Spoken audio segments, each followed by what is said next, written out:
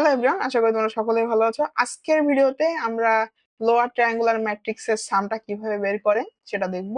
So lower ট্রায়াঙ্গুলারের ডেফিনেশনে যদি আমাদের যেতে হয় তাহলে প্রথমেই দেখব যে আমাদের যে প্রাইমারি ডায়াগোনাল যেটা থাকে এর নিচের যত এলিমেন্ট গুলো আছে এইগুলা নিয়েই যে আমাদের যে ট্রায়াঙ্গেলটা তৈরি হয় সেটাই কিন্তু আমাদের লোয়ার ট্রায়াঙ্গেল আমরা বলতে পারি। ঠিক আছে, সো এইখানে যে এলিমেন্ট গুলো আছে সেইগুলোর সাম কিভাবে বের করব?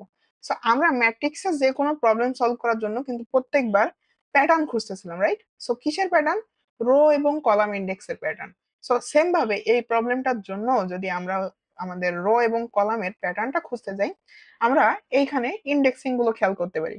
সো আমরা কি বলছিলাম, প্রাইমারি ডায়াগোনাল তো অবশ্যই নিব। সো প্রাইমারি ডায়াগোনালের এলিমেন্ট গুলো আমরা কি জানি, যে আমাদের আই ইকুয়ালস টু জে হইলে ওইটা আমাদের প্রাইমারি ডায়াগোনাল। এটা নিয়ে আমরা অলরেডি প্রবলেম সলভ করে আসছি। এখন দেখো এখানে আরো কিছু জিনিস আছে। সেটা কি? আমাদের বাকি তিনটা এলিমেন্ট। সো যখন আপার ট্রায়াঙ্গেল দেখতেছিলাম তখন কি দেখতেছিলাম, আমাদের আই জে থেকে সবসময় ছোট, অর্থাৎ রো এর ভ্যালু কলাম থেকে অবশ্যই সবসময় ছোট হচ্ছিল। বাট যখন আমাদের লোয়ার ট্রায়াঙ্গেলের কথা বলতেছি তখন দেখো আমাদের ঠিক উল্টা, যে আমাদের রো এর ভ্যালু আমাদের কলাম থেকে ছোট। তাহলে কি এখন জাস্ট এখানে কন্ডিশনটা উল্টো হবে না? সো আমি যদি এখন বলি আমাদের আই এর ভ্যালু, এখানে আমি একটু লিখি, আই এর ভ্যালু যখন আমাদের জে থেকে বড়, তার মানে আমাদের রো এর ভ্যালু কলাম থেকে যখন বড় হবে। সো এই দুইটা কন্ডিশনকে যদি আমরা এখন মার্জ করি তাহলে কি লিখতে পারি? আই এর ভ্যালু যদি আমাদের জে এর ভ্যালু থেকে বড় হয় অথবা সমান হয়, তার মানে আমাদের রো এর ভ্যালু যদি কলামের সমান হয় অথবা বড় হয়, তাহলেই কি আমরা আমাদের যে লোয়ার ট্রায়াঙ্গেলটা সেটা অ্যাক্সেস করতে পারবো না? বলতো পারবো কিন্তু। সো চলো আমরা এই সেম জিনিসটা জাস্ট করে একটা চেঞ্জ করলেই আমাদের যেটা আপার ট্রায়াঙ্গেলের ক্ষেত্রে ছিল সেই কোডটাতেই জাস্ট আমাদের একটা চেঞ্জ করলে কিন্তু আমাদের পুরা কোডটা হয়ে যাবে। সো আমরা এই ভ্যারিয়েবলের নামটা আগে চেঞ্জ করে নিই। সো এখন আপার ছিল, এখানে আমরা দিয়ে দিব লোয়ার।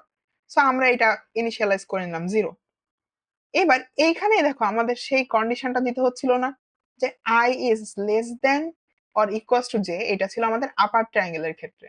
সো এখন যদি আমি এখানে জাস্ট এটা উল্টাই দিই, যে আমাদের আই এখন জে থেকে বড় হবে অথবা ইকুয়াল হবে, তাই না? সো আমরা জাস্ট এই কন্ডিশনটা চেঞ্জ করে দিলে এবার যদি আমি এই লুপটাই আবার দেখবো যে আমাদের আই কি সবসময় জে থেকে বড় হচ্ছে বা ইকুয়াল হচ্ছে, এবং লাস্টে আমরা এই সামেশনটা দেখবো যে আমাদের লোয়ার ট্রায়াঙ্গেলের সামটা কত আসে এই ম্যাট্রিক্সের ক্ষেত্রে। সো আমি এখন কোডটা রান করি, দেখো কি আসে।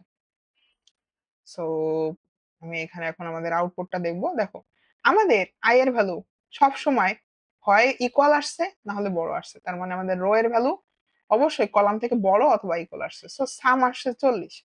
আমরা একটু ডিবাগ করে দেখি এখানে কত আসছে। সো 1 এর সাথে 5 যোগ করলে এবং 11 যোগ করলে 17 হচ্ছে আমাদের প্রাইমারি ডায়াগোনালের সামটা আমরা জানি।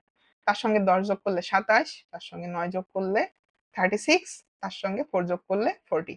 সো দেখো আমাদের অ্যান্সার কিন্তু 40 আসছে। সো খুবই সিম্পল জিনিস, আমাদের এই কন্ডিশনটা ডিকোড করতে হবে যে আমাদের লোয়ার বলুক আপার বলুক আমাদের প্রাইমারি ডায়াগোনাল বলুক বা যে কোনো ম্যাট্রিক্সেরই প্রবলেমের ক্ষেত্রে আমাদের রো কলামের কোনো প্যাটার্ন খুঁজে পাওয়া যায় কিনা এই প্যাটার্নটা খুঁজতে আমাদের শিখতে হবে। সো আশা করি এই প্রবলেমটাও তোমরা বুঝতে পারছো। আমরা পরবর্তী ভিডিওতে এই টু ডাইমেনশনাল অ্যারেরই অন্য কোনো একটা প্রবলেম সলভ করার চেষ্টা করবো। ভালো থাকো সবাই।